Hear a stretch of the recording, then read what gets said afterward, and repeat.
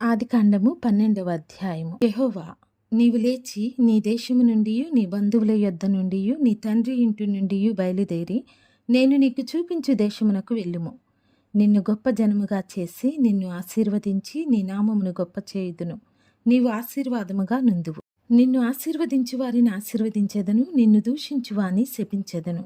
భూమి యొక్క సమస్త వంశములు నీ యందు ఆశీర్వదింపబడునని అబ్రాముతో అనగా, యెహోవా అతనితో చెప్పిన ప్రకారము అబ్రాము వెళ్ళెను. లోతు అతనితో కూడా వెళ్ళెను. అబ్రాము హారాను నుండి బయలుదేరినప్పుడు 75 ఏండ్ల ఈడు గలవాడు. అబ్రాము తన భార్య అయిన శారైని, తన సహోదరుని కుమారుడైన లోతును, హారానులో తానును వారును ఆర్జించిన యావదాస్తిని, వారు సంపాదించిన సమస్తమైన వారిని తీసుకొని కనానను దేశమునకు వెళ్ళుటకు బయలుదేరి కనానను దేశమునకు వచ్చిరి.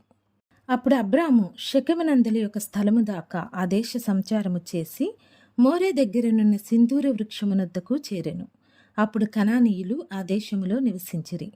యెహోవా అబ్రామునకు ప్రత్యక్షమై, నీ సంతానమునకు ఈ దేశమిచ్చేదనని చెప్పగా, అతడు తనకు ప్రత్యక్షమైన యెహోవాకు ఒక బలిపీఠమును కట్టెను. అక్కడ నుండి అతడు బయలుదేరి బేతేలుకు తూర్పునున్న కొండకు చేరి, పడమటనున్న బేతేలునకును తూర్పుననున్న హాయికిని మధ్యను గుడారం వేసి అక్కడ యెహోవాకు బలిపీఠమును కట్టి యెహోవా నామమున ప్రార్థన చేసెను. అబ్రాము ఇంకా ప్రయాణము చేయుచు దక్షిణ దిక్కుకు వెళ్ళెను. అప్పుడు ఆ దేశములో కరువు వచ్చెను.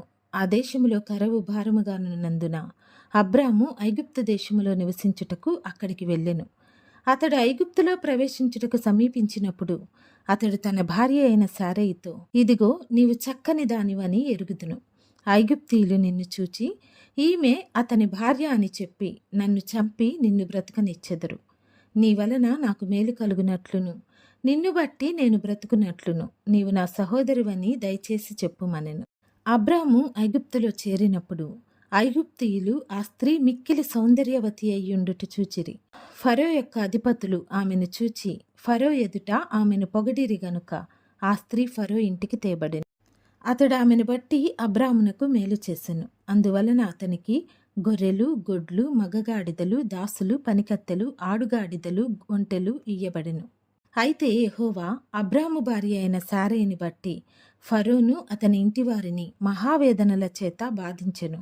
అప్పుడు ఫరో అబ్రామును పిలిపించి, నీవు నాకు చేసినది ఏమిటి? ఈమె నీ భార్య అని నాకెందుకు తెలుపలేదు? ఈమె నా సహోదరి అని ఎలా చెప్పితివి? నేను ఆమెను నా భార్యగా చేసుకొందునేమో. అయితేనేమి, ఇదిగో నీ భార్య, ఈమెను తీసుకొని పొమ్మని చెప్పెను. మరియు ఫరో అతని విషయమై తన జనులకు ఆజ్ఞాపించినందున వారు అతనిని, అతని భార్యను, అతనికి కలిగిన సమస్తమును పంపివేసిరి.